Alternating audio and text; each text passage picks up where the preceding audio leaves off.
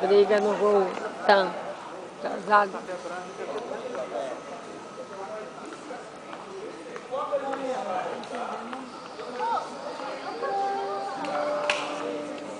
Senhores passageiros, o Ministério da Agricultura, Pecuária e Abastecimento adverte que é proibida a entrada de transgênicos de qualquer animal, vegetal ou fruto, inclusive carne suja, sem autorização de importação, certificação sanitária ou fitossanitária. Esta proibição visa impedir a introdução de pragas vegetais e agentes de doenças animais que possam comprometer a sanidade e a produção agropecuária do Brasil.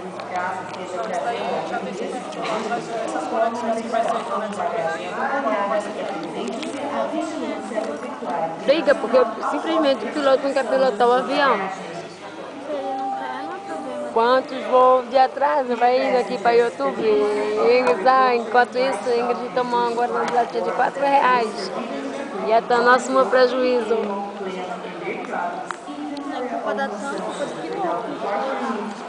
Vamos mandar o piloto pagar um chazinho para nós? Tá aí, ó. Pega pra mim. Pega aí, Isaura, vai. Vamos, Isaura.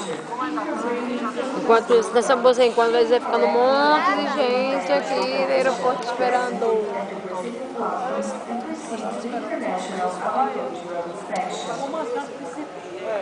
Vai, mãe. Pega nessa bolsa aqui, ó.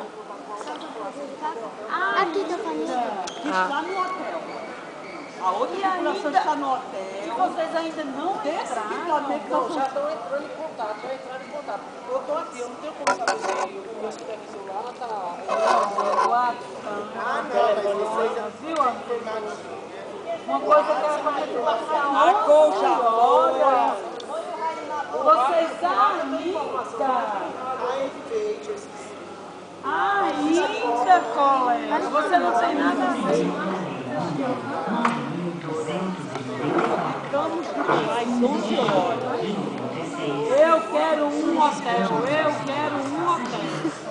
Eu também quero um hotel e um cafezinho da tarde.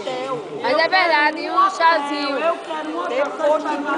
Mas é mesmo. Estamos cansados. Sim, tem criança. Mas é mesmo.